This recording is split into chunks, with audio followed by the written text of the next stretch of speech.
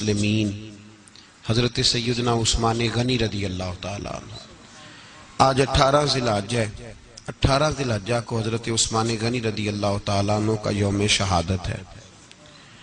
نبی پاک سید عالم صلی اللہ تعالیٰ علیہ وآلہ وسلم نے خود اپنی زبان مبارکہ سے ترمذی شریف میں حدیث موجود ہے کہ نبی پاک صلی اللہ علیہ وسلم احد پر گئے تو احد کانپنے لگا. تو حضور نے فرمایا احد ٹھہر جا، تیرے اوپر ایک نبی، ایک صدیق اور 2 شہید موجود ہیں. تو وہ 2 شہید کون تھے؟ ایک حضرت عمر فاروق، ایک حضرت عثمان غنی رضی اللہ تعالی. خود حضور نے فرمایا. حضرت عثمان غنی کی جو نانی ہے نا، یہ نبی پاک کی سگی پھوپھی ہیں.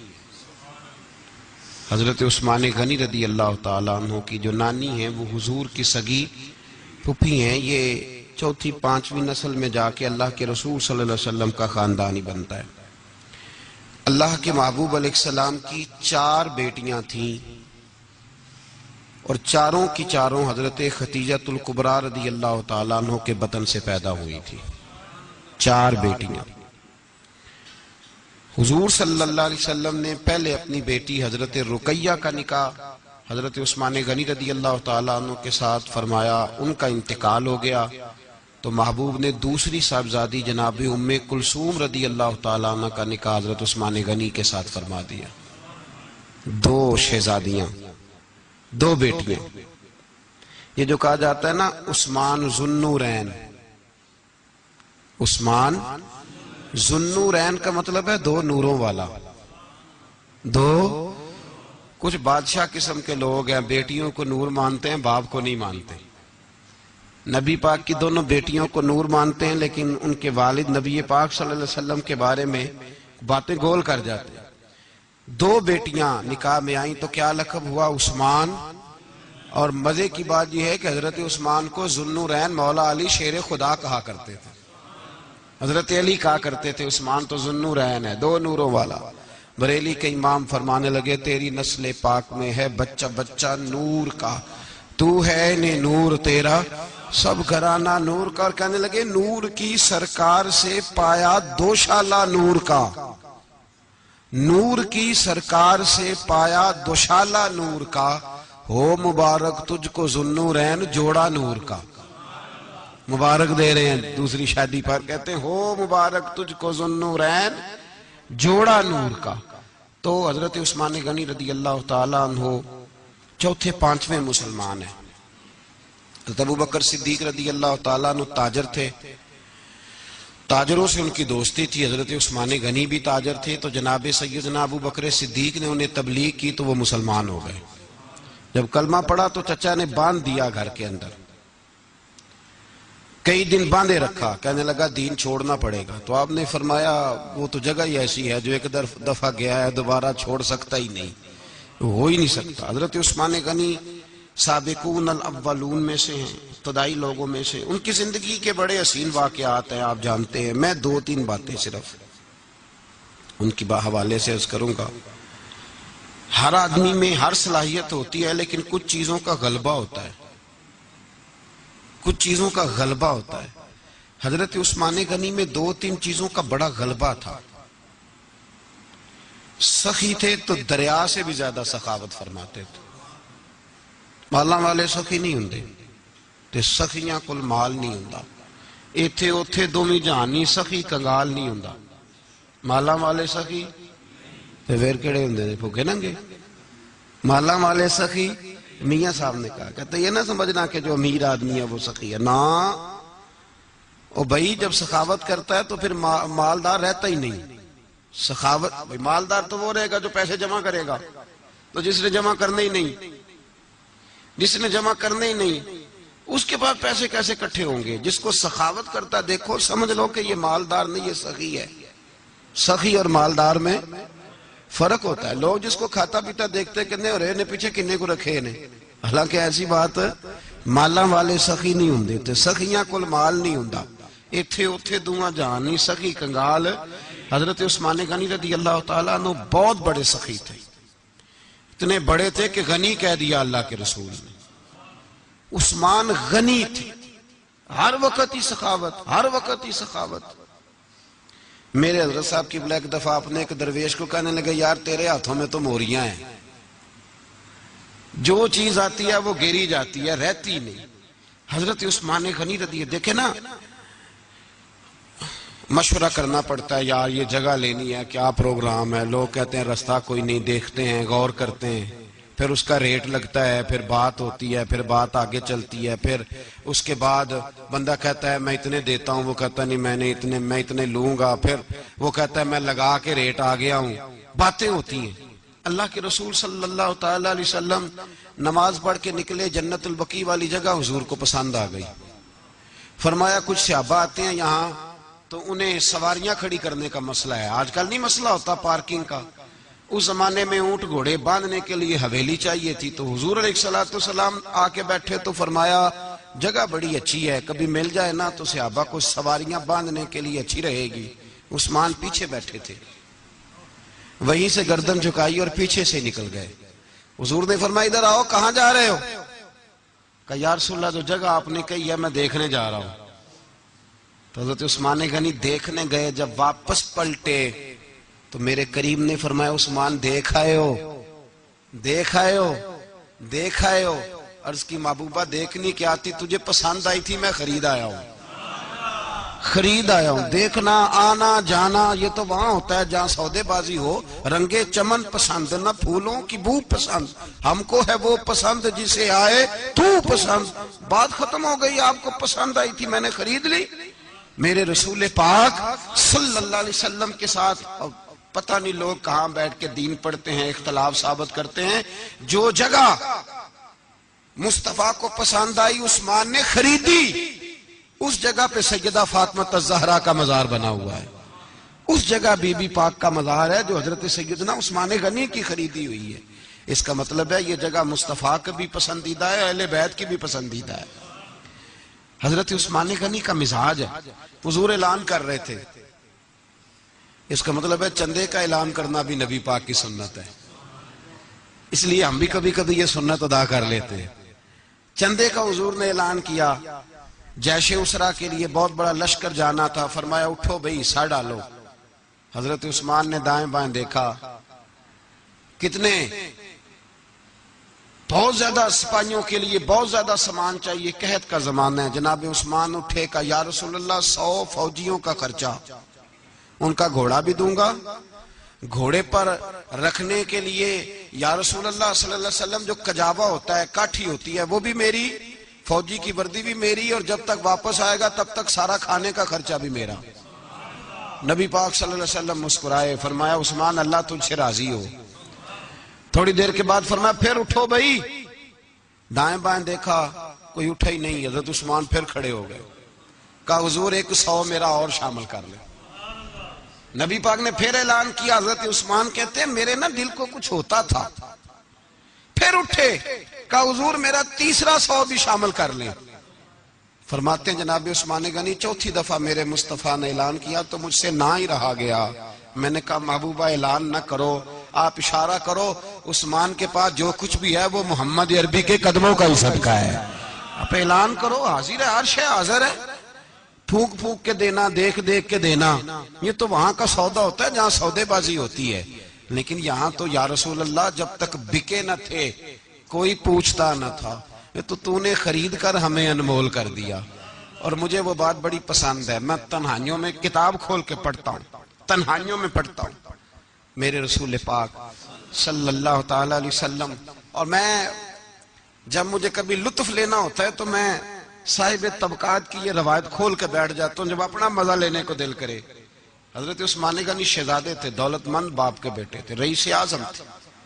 امیروں کے بچے نازک مزاج ہوتے ہیں، موڈ کے مالک ہوتے ہیں، بہت بڑے رئیس تھے، پر عشق لگا سی کھیڈاں کھیڈ دینوں، تو پھر کھیڈاں پھول گئیاں، کجل پایا سی یار دے ویکھنے نے، پھر وہ دی یاد وچ روندیاں ہی ڈول گئیاں، حیدر شاہ اس گلی کدے نہ رول دی، پر ہن تے رول دی 4-5 دن کے بعد مدینے آئے، سفر پہ گئے ہوئے تھے، حضور کے پیچھے نماز پڑھی تو محبوب کے چہرے پہ ذرا نکاہت ہے، کمزوری ہے، حضرت بلال کو ملے، کہنے لگو بلال میں 4 دن باہر رہا ہوں، حضور کے چہرے پہ کمزوری کیوں ہے؟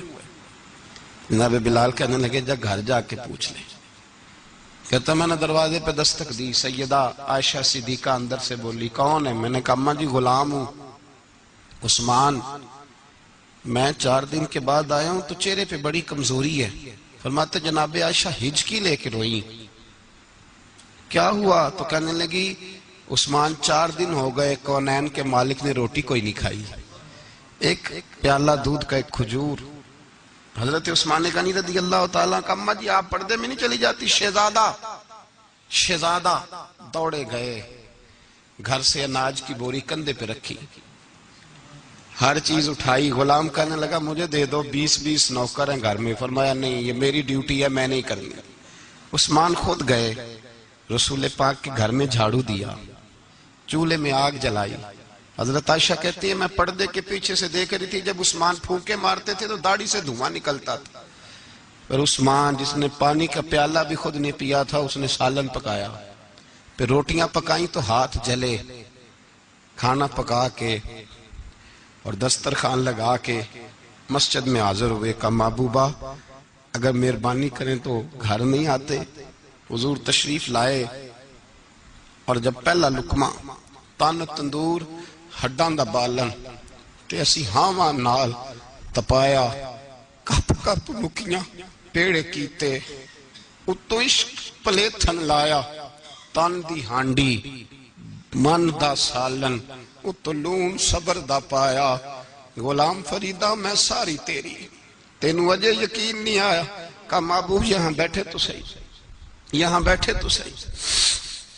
حضور تشریف فرما ہوئے اور پہلا لقمہ جب نبی پاک نے منہ میں رکھا تو عثمان تڑپ کے روئے. 600 دینار نیچے رکھے. یا رسول اللہ میں نے دولت کو آگ تو نہیں لگانی اگر تیرے کام نہ آئے. حضور کس کام کی یہ جائیدادیں، کس کام کی؟ اگر آپ کے گھر میں 4 دن کھانا نہ پکے. حضرت عائشہ صدیقہ فرماتی ہیں عثمان تو چلے گئے، یہ کہہ کے تو میرے مصطفیٰ نے پھر ہاتھ اٹھائے اور ایسی دعا دی کہ میں تڑپ اٹھی، میں رونے لگی. حضور نے جھولی اٹھا کے کہا اے اللہ میں عثمان سے راضی ہوں، تو بھی میرے عثمان سے راضی ہو جا. اے اللہ میں راضی ہوں، تو بھی راضی ہو جا. اور بھائی یہ درد، یہ ذوق، یہ مزاج، یہ انداز، یہ حضرت عثمان غنی کو اللہ نے عطا فرمایا. آپ آج لوگ اعتراض کرتے ہیں ہم پہ، کہتے ہیں تم پہلے مدینے بعد میں مکے، زیادہ دن مدینے تھوڑے دن. یہ کیا انداز ہے تمہارا؟ سنو حدیبیہ جس کا ذکر قرآن مجید نے کیا، ید اللہ فوق ایدیہم، پڑھو نا گھر میں جا کے قرآن مجید. حضرت عثمان غنی رضی اللہ تعالیٰ عنہ ساتھ تھے جب نبی پاک صلی اللہ علیہ وسلم 1400 صحابہ کو لے کے عمرے کی نیت سے نکلے. حدیبیہ کی مقام پر کافروں نے روک لیا، کہا عمرہ نہیں کرنے دیں گے. حضرت سیدنا عثمان غنی کو نبی پاک نے سفیر بنا کے بھیجا. جناب عثمان غنی کئی سالوں کے مکے سے بچھڑے تھے، سامنے کعبہ نظر آیا، احرام بندھا ہوا ہے. جب سفیر بن کے گئے تو ابو سفیان کہنے لگے عثمان ہم تیرے رسول کو تو ابھی عمرے کی اجازت نہیں دیتے، باقی لوگ تو نہیں آتے، وہ سامنے کعبہ ہے، وہ حجر اسود ہے، وہ سارا کچھ ہے، طواف کرنا ہے تو کر لو، استلام کرنا ہے تو کر لو، اگر تم نے کعبے کے اندر نماز پڑھنی ہے تو پڑھ لو، صفا مروہ کے پھیرے لگاؤ، تمہیں اجازت ہے. نبی عثمان غنی فرمانے لگے قسم ہے رسول کی زلفوں کی، جب تک میرے مصطفیٰ طواف نہیں کریں گے عثمان بھی کوئی نہیں کرے گا. عثمان بھی وہ کون سا طواف ہے جس میں طواف اور مدینے والا نہ ہو؟ وہ کون سا عمرہ ہے جس میں عمرہ ہو اور رسول پاک نہ ہو؟ وہ کون سا حج ہے جس میں حج ہو اور امام الانبیاء نہ ہو؟ بریلی کے امام بول پڑے، فرمانے لگے حاجیو آؤ شہنشاہ کا روضہ دیکھو، کعبہ تو دیکھ چکے اب کعبے کا بھی کعبہ دیکھو. اور فرمانے لگے غور سے سن تو رضا، کعبے سے بھی آتی ہے صدا، میری آنکھوں سے میرے پیارے کا روضہ دیکھو. یہ ہمیں حضرت عثمان غنی نے سکھایا ہے عقیدہ، یہ عقیدہ حضرت عثمان غنی کا ہے. بات دور نکل جائے گی. محبت معیار ہوتی ہے، محبت روح ہوتی ہے، محبت اصل ہوتی ہے. حضرت عثمان غنی رضی اللہ تعالیٰ عنہ سے کسی شخص نے کہا کہ عثمان کوئی تبدیلی بھی آئی نبی پاک کے غلام بننے کے بعد؟ حضور کے غلام بننے کے بعد کوئی تبدیلی بھی آئی؟ لوگ اپنی اپنی تبدیلیاں بتاتے رہے. جناب عثمان غنی نے 2 جملے کہے, لوگ کہتے ہیں ہماری چیخیں نکل گئیں. یہ معراج حضور سے پیار کی محبت اور عشق کا یہ رنگ عثمان غنی کا. حضرت عثمان غنی کہنے لگے تم تبدیلی کی بات کرتے ہو؟ میں نے جب سے نبی پاک کے ہاتھ میں سیدھا ہاتھ دے کے بیعت کی ہے, میں نے یہ ہاتھ دوبارہ کبھی گندگی کو نہیں لگایا.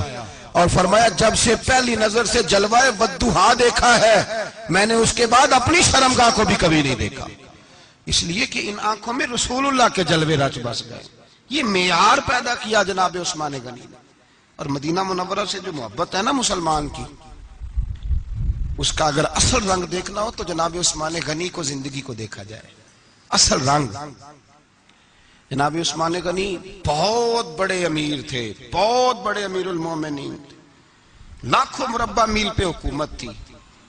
چند 100 آدمیوں نے آ کے گھیر لیا عثمان غنی کے گھر کو. اور کربلا میں تو 3 دن پانی بند رہا ہے, حضرت عثمان غنی پہ 40 دن پانی بند رہا ہے. 40 دن. اور حضرت امام حسین کے خیموں کے گرد تو پہرا دینے کے لیے جناب عباس تھے. اور میں تاریخ کے سارے معتبر حوالے عرض کر سکتا ہوں کہ جب حضرت عثمان غنی کو خطرہ ہوا تو مولا علی شیر خدا نے امام حسن اور حسین کو تلواریں پکڑائیں اور فرمایا دروازے کے آگے کھڑے ہو جاؤ, کوئی بدبخت تمہارے خالو عثمان غنی کے دروازے تک جانے نہ پائے. اور اس دروازے سے پھر گیا بھی کوئی نہیں, اس لیے کہ وہاں حسنین کریمین کا پہرا تھا. جو گیا بے ایمان تو پیچھے سے چڑھ کر کے گیا.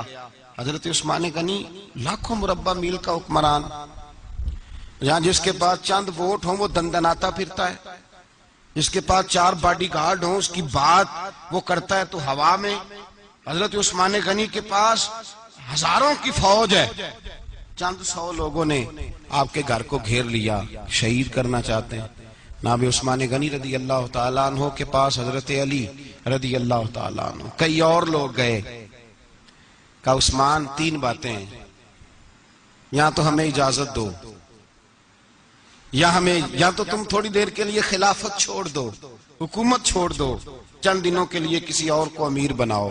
جناب عثمان کہنے لگے مجھے تو حکومتوں سے دلچسپی نہیں, لیکن میں چھوڑ نہیں سکتا, اس لیے کہ میرے مصطفیٰ کریم علیہ السلام نے مجھے فرمایا تھا عثمان اللہ تجھے قمیض پہنائے گا, لوگ اتارنا چاہیں گے پر تم اتارنا نہ. فرمایا میں سمجھ گیا ہوں, اس سے مراد یہی ہے, میں نہیں چھوڑتا. کہا عثمان پھر اس طرح کریں, ہمیں اجازت دیں, یہ چند 100 لوگ ہیں, ہماری تلواریں چند منٹ میں فیصلہ کر دیں گی. جناب عثمان غنی فرمانے لگے میں نبی پاک کا شہر اپنی وجہ سے خون میں رنگ دوں, میری وجہ سے؟ نبی پاک علیہ السلام نے فرمایا تھا ایک مینڈا ہوگا بکرا جس کی وجہ سے میرے مدینے کی گلیوں میں خون بہے گا, میں وہ بکرا نہیں بننا چاہتا. فرمایا میں نہیں چاہتا میری وجہ سے خون بہے اور حضور کے مدینے میں بدامنی ہو. عثمان کی جان جاتی ہے تو جائے, پر نبی پاک کے مدینے میں شور نہیں ہونا چاہیے. اے پائے نظر ہوش میں آ, یہ کوہ نبی ہے, آنکھوں سے بھی چلنا یہاں بے ادبی ہے.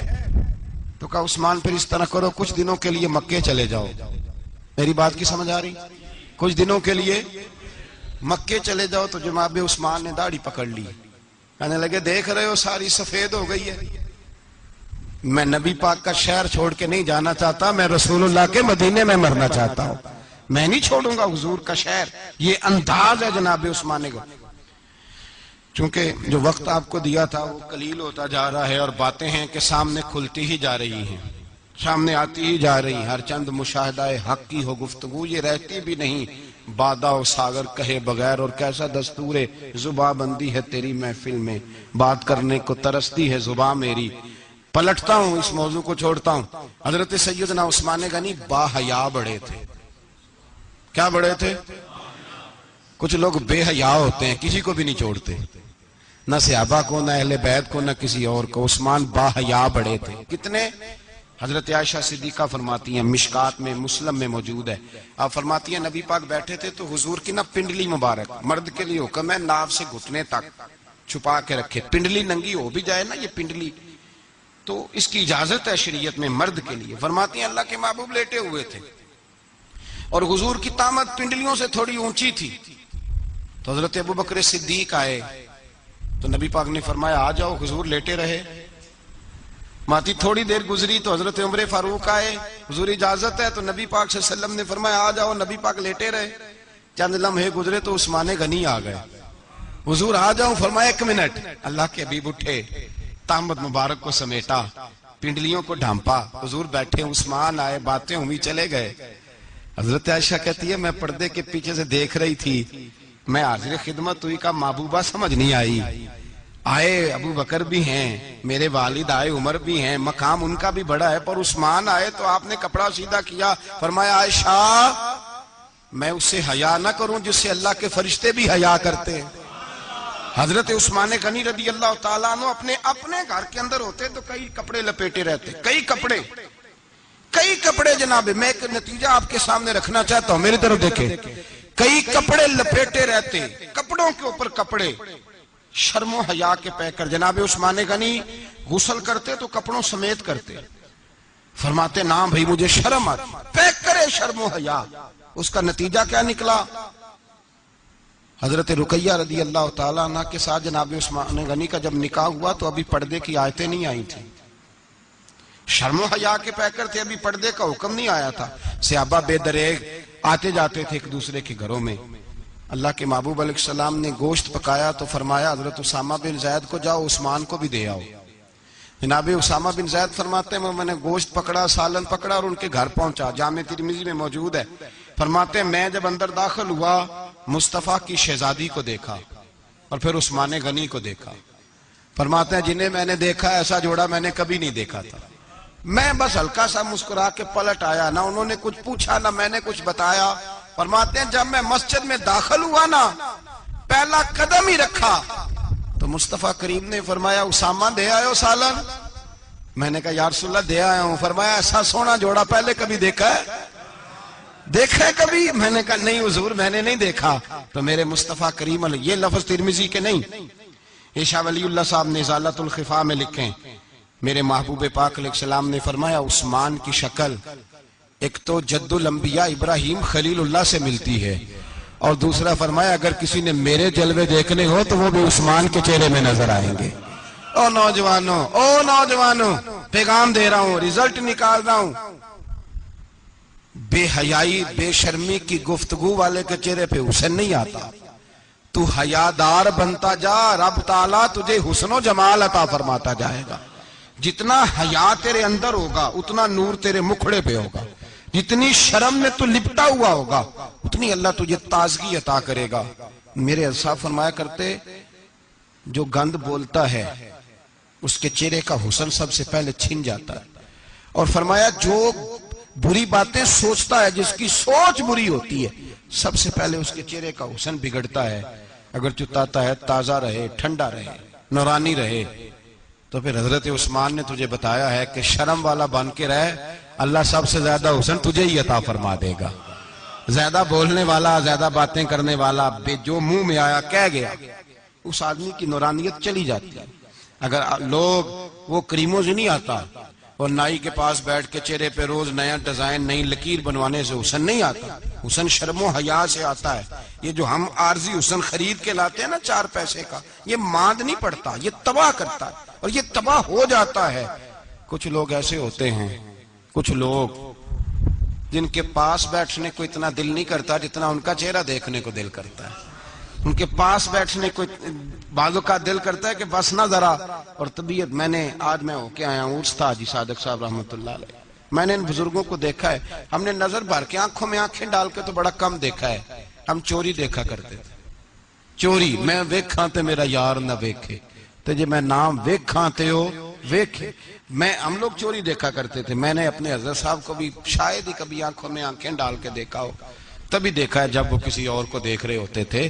بھائی ان لوگوں کے اندر کا حسن شرم و حیا معصومیت بن کے ان کے چہروں پہ نکھر آتا تھا.